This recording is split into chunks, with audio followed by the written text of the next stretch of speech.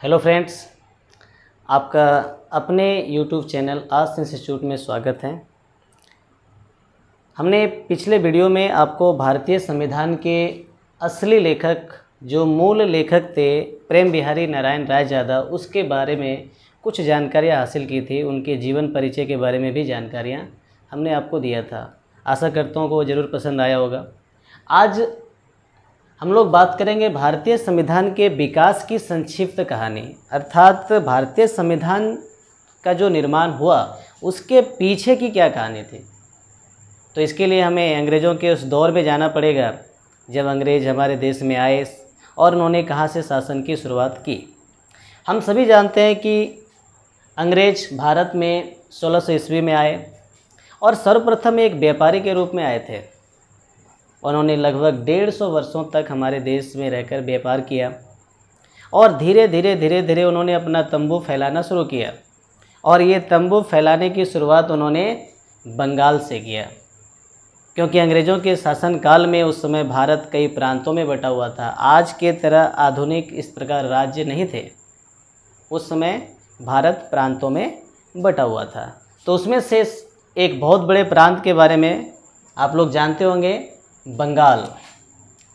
बंगाल जो भारत के पूर्व में स्थित एक बहुत बड़ा प्रांत था, जिसमें आज के आधुनिक बिहार, झारखंड, उड़ीसा और असम के साथ साथ बाकी उत्तर पूर्वी राज्य भी इसमें शामिल थे। तो अंग्रेज़ों के साथ भारतीय शासक सिराजुद्दौला, जो बंगाल के नवाब कहे जाते थे, और ब्रिटिश के बीच जो पहली लड़ाई होती है वो प्लासी की लड़ाई है 1757 की। इसके बारे में आप सभी ज़रूर जानते होंगे। प्लासी की इस लड़ाई में सिराजुद्दौला ने नेतृत्व किया बंगाल की ओर से, और ब्रिटिश की ओर से नेतृत्व किया रॉबर्ट क्लाइव, जो कि ब्रिटिश सेना के अधिकारी थे, सेनापति थे। इस लड़ाई में सिराजुद्दौला हार गए और अंग्रेज़ों की जीत हो गई। तो अंग्रेज़ों की इस लड़ाई में जीत और सिराजुद्दौला की हार, यहीं से अंग्रेज़ों को एक बड़ा क्षेत्र उनके हाथ लग जाता है। यानी एक बहुत बड़ा प्रांत जो अंग्रेज़ों के अधीन हो गया, वो बंगाल प्रांत था। इसके बाद दूसरी एक लड़ाई हुई जिसे हम बक्सर की लड़ाई कहते हैं। बक्सर, और बक्सर एक जिला और प्रमुख स्थान है बिहार में, और ये लड़ाई 1764 में लड़ी गई। इस लड़ाई में भारतीय 3 शासक, जिन्होंने एक साथ मिलकर अंग्रेज़ों के खिलाफ लड़ाई की, भारतीय 3 शासकों में उस समय बंगाल के नवाब मीर कासिम थे, अवध के नवाब शुजा-उद-दौला थे, और मुग़ल बादशाह के रूप में शाह आलम द्वितीय। इन तीनों ने मिलकर बक्सर की लड़ाई में भाग लिया और अंग्रेज़ों से लड़ाई की। इसके बावजूद भी ये लड़ाई हम जीत नहीं पाए और अंग्रेज़ों ने दोबारा ये बाजी मार ली। तो इसके बाद क्या हुआ कि 1757 और 1764 बक्सर की लड़ाई और प्लासी की लड़ाई, इन दोनों लड़ाइयों में जब अंग्रेज़ों ने जीत हासिल की तो उसका हौसला बुलंद हो गया और भारत का एक बहुत बड़ा क्षेत्र, पूर्वी प्रांत बंगाल, उसके कब्जे में चला गया। अर्थात हम ये कह सकते हैं कि बंगाल पर अंग्रेज़ों का शिकंजा हो गया। उन्होंने एक तरह से बंगाल पे अपना शासन का नींव डाल दिया, और इसी शासन को अनुकूल बनाए रखने के लिए अंग्रेज़ों ने समय समय पर कई अधिनियम पास किए, जिसको एक्ट कहा जाता है। और यही अधिनियम धीरे धीरे आगे चलकर भारतीय संविधान के विकास के लिए एक सीढ़ियाँ बनी और आगे चलकर हमारे लिए एक महान ग्रंथ संविधान के रूप में तैयार हुआ। तो ये ज़रूरी है हमें जानना कि आखिरकार अंग्रेज़ों ने कौन कौन से अधिनियम पास किए, कौन कौन से एक्ट पास किया, जो आगे चलकर भारतीय संविधान के लिए, उनके निर्माण के लिए सीढ़ियाँ बनी। तो उसमें से सबसे पहले एक्ट की चर्चा होती है, जिसका नाम है रेगुलेटिंग एक्ट। Regulating act.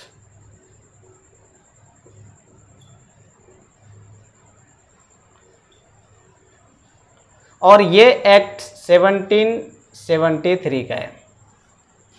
अर्थात हम कह सकते हैं कि रेगुलेटिंग एक्ट अंग्रेज़ों के द्वारा पारित किया गया एक पहला अधिनियम था, जिसके तहत उन्होंने भारत में शासन की नींव डाली और उनके द्वारा उठाया गया यह पहला कदम जो भारत में एक प्रकार से उनके नियंत्रण स्थापित हुआ। दूसरी बात है, देखा जाए तो इसी अधिनियम के तहत ईस्ट इंडिया कंपनी को प्रशासनिक और राजनीतिक कार्यों की मान्यता भी दी गई। और तीसरी बात अगर देखा जाए तो भारत में अंग्रेज़ों की एक संसदीय नियंत्रण व्यवस्था भी लागू हो जाता है। यानी इसी अधिनियम के तहत भारत में अंग्रेज़ों ने एक शासन प्रक्रिया की नींव डाली और एक व्यवस्थित तरीके से कानूनी तौर पे उन्होंने शासन करना शुरू कर दिया। तो देखते हैं कि रेगुलेटिंग एक्ट की आखिर क्या विशेषताएं थी। इसके कुछ महत्वपूर्ण बिंदुओं पर हम चर्चा करते हैं कि रेगुलेटिंग एक्ट के तहत पहली बात, इस एक्ट के तहत बंगाल के गवर्नर को गवर्नर जनरल का पद दिया गया। बंगाल के जो गवर्नर थे, बंगाल के गवर्नर, अब बंगाल के गवर्नर को गवर्नर जनरल का पद दिया गया। Governor general. और इस पद को पाने वाले पहले व्यक्ति थे वारेन हेस्टिंग्स। Warren Hastings.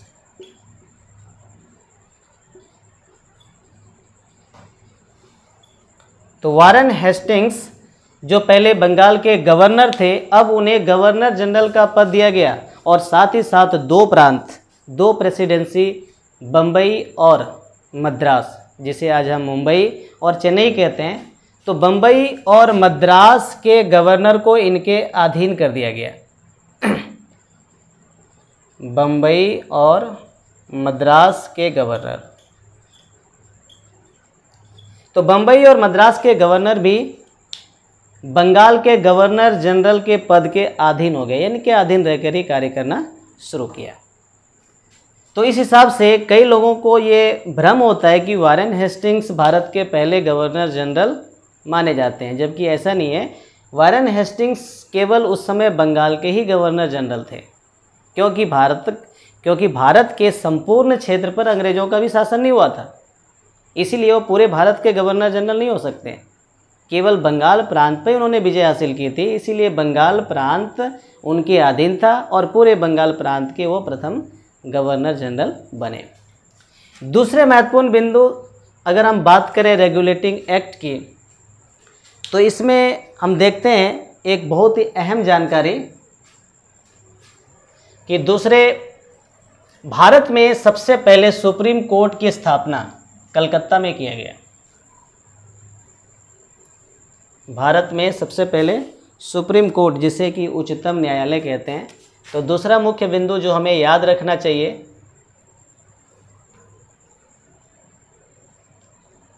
तो इस एक्ट के तहत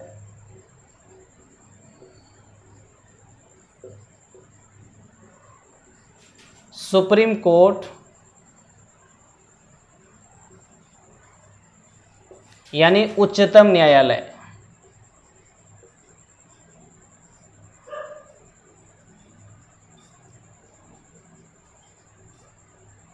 तो उच्चतम न्यायालय की स्थापना कहाँ हुई? कलकत्ता में।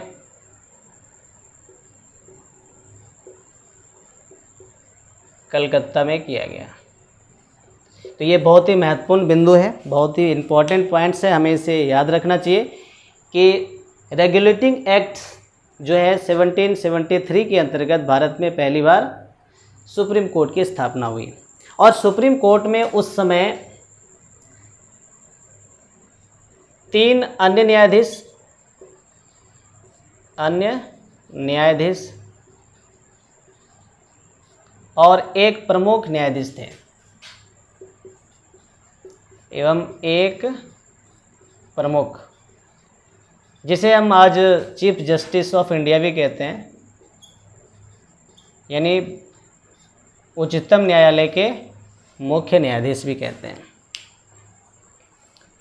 तो 3 अन्य न्यायाधीश और एक प्रमुख न्यायाधीश, तो कुल इस प्रकार से 4 न्यायाधीश हो गए। तो इस अधिनियम के अंतर्गत यानी रेगुलेटिंग एक्ट, हम बात कर रहे हैं 1773 के रेगुलेटिंग एक्ट की।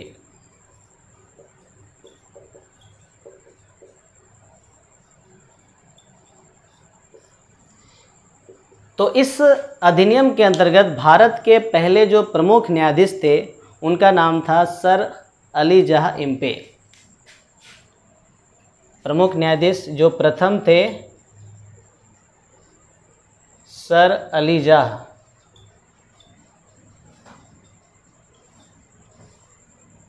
इम्पे, ये थे कलकत्ता में स्थापित सुप्रीम कोर्ट के पहले प्रमुख न्यायाधीश, चीफ जस्टिस।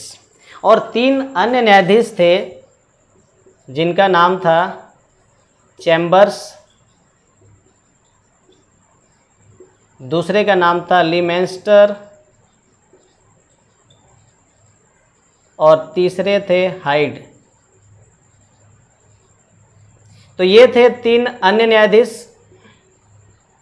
और ये प्रथम मुख्य न्यायाधीश सर अली जहा इम्पे।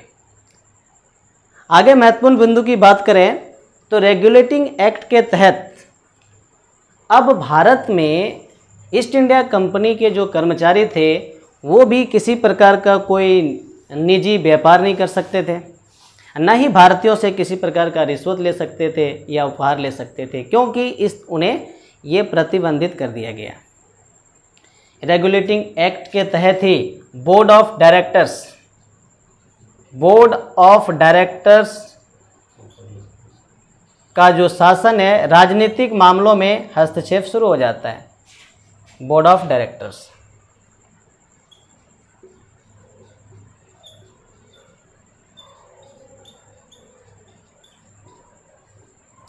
यानी ये एक ऐसा महत्वपूर्ण एक अधिनियम था जिसके तहत अंग्रेज़ों ने भारत में शासन की एक अच्छी नींव डाल दी और आगे उनका शासन बढ़ता चला गया।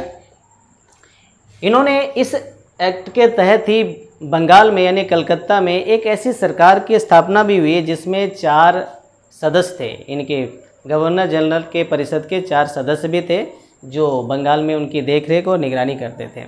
इसी अधिनियम के तहत अब ईस्ट इंडिया कंपनी को सभी मामले की जानकारी ब्रिटिश गवर्नमेंट को देना पड़ा, चाहे वो नागरिकों से संबंधित हो, भू राजस्व से संबंधित हो अथवा सैन्य मामले हो।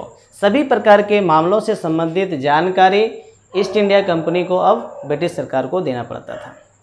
तो ये वो था पहला रेगुलेटिंग एक्ट जिसके तहत कि अंग्रेज़ों ने भारत में शासन की नींव डाली और यहाँ से ये सफ़र उनका शुरू होता है। और आगे चलकर समय समय पर उन्होंने बहुत सारे और अधिनियम पारित किए जिसे हम आगे चर्चा करेंगे कि जैसे उन्होंने 1813 का चार्टर अधिनियम, 1833 का चार्टर अधिनियम, 1853 का चार्टर अधिनियम, फिर आगे चलकर भारत शासन अधिनियम की भी शुरुआत होती है 1858, 1909, 1919 और 1935 का भारत शासन अधिनियम।